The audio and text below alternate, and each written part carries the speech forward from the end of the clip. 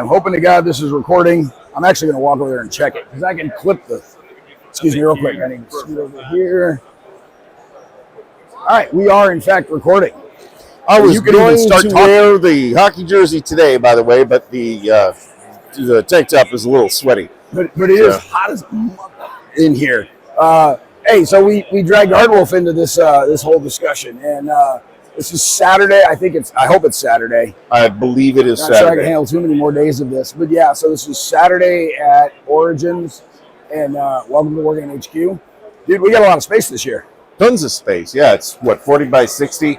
40 by 60. 72 events down here, am I right? So we had 174 scheduled, had to cancel one. Oh. So 173, pretty darn close. And that's just here. That didn't count the War College.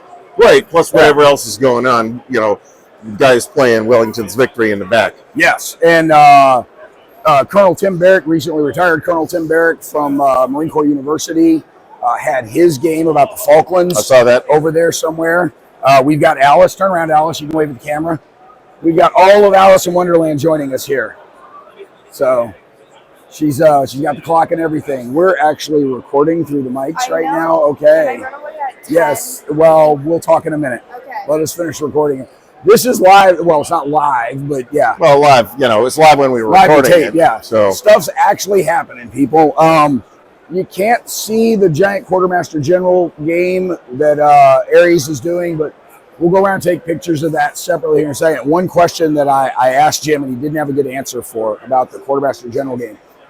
So they blew up the map, but it's a 5x8 map. Mm-hmm. The markers are like 4 inches tall. The cards are the same size.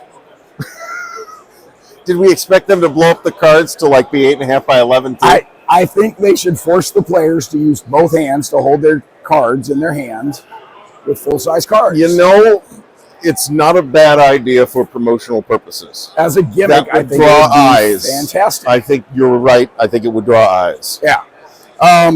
Herman is teaching Plum Island Horror. Herman drew the short straw today. He had the 8 a.m. game. Sure, but the guy who drew the best straw was the dude who gets all of Herman's attention right now. Yes, he has Herman's undivided attention. Yep.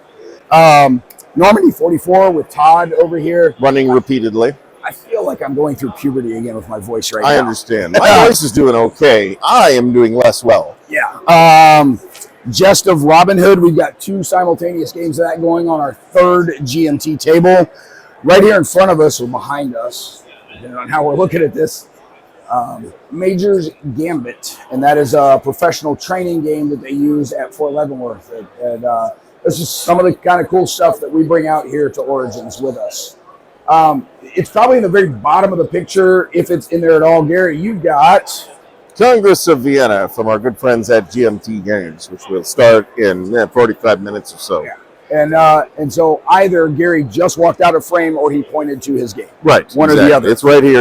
If you can see it, you can see it. And if you can't, it's Brant's fault. Yes. And so Major's Gambit is actually set up on 2 tables. The 3rd of those tables are the 3 that we use here for the Kriegspiel also. And that's why we've got the blinders here that we're not taking the LSATs here in the exhibit. I did tell some people that is what was happening. So Gary had to split his table so everybody could fit around Congress of Vienna.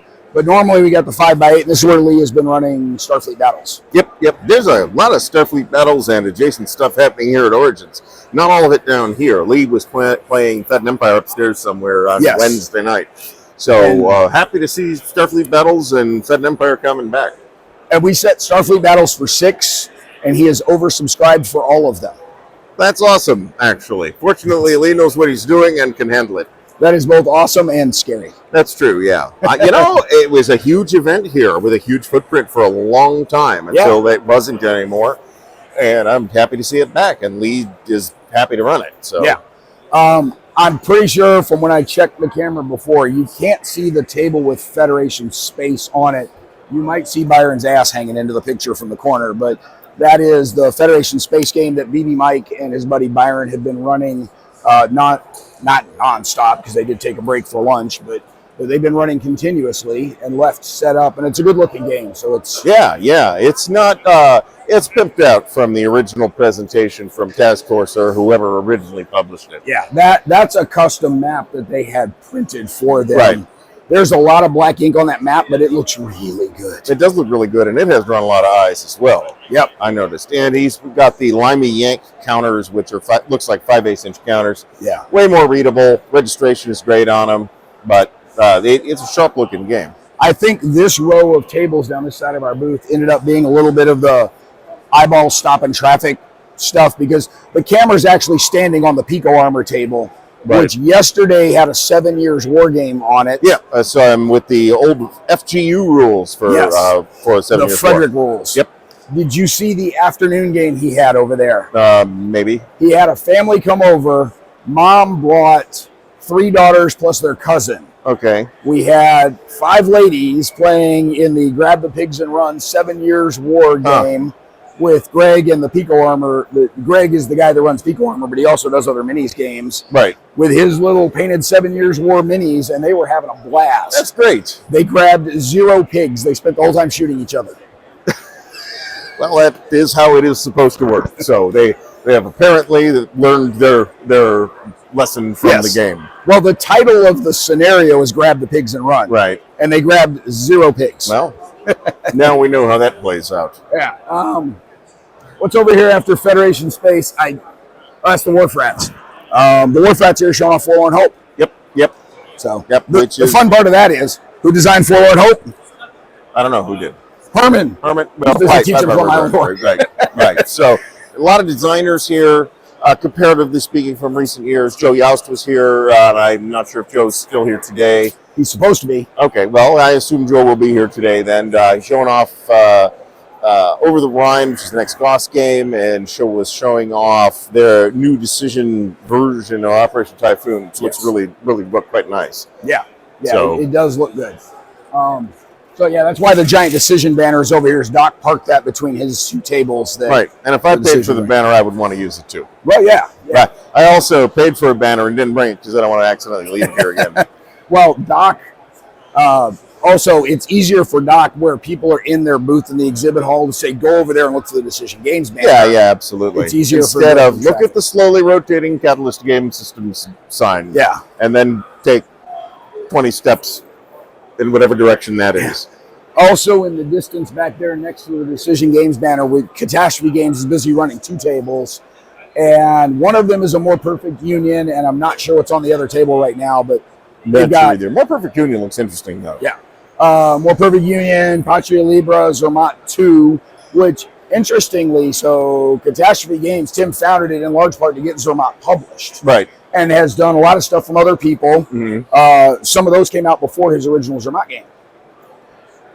He's actually doing Zermatt 2 with a different publisher. Really? Yes. Huh. The rework 2nd edition or sequel edition or however they're going to characterize it is a different publisher. Who? It's a different publisher. Oh, so we don't know who? He knows. Well, we're not allowed to know yet. Presumably. Well, we'll hear sooner or later. Tuesday Newsday, folks. Yep. All right. It will be released immediately after that news is announced. I will make sure the Tim knows. Greg just walked over to his table, and our camera is resting on it, and he needs to move stuff.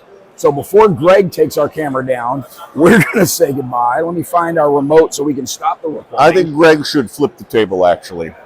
That's my phone attached to that, dude. Is that the real phone or the spare phone? No, that's the real phone. Okay. The spare phone would have overheated by now. How about that? All right, we'll check back in with you guys later. Thank y'all very much, and come join us at Origins next year. You're running out of excuses with the There's No Wargaming crap. Folks, they're playing Wellington's Victory back there. Yes, they are. Later, y'all.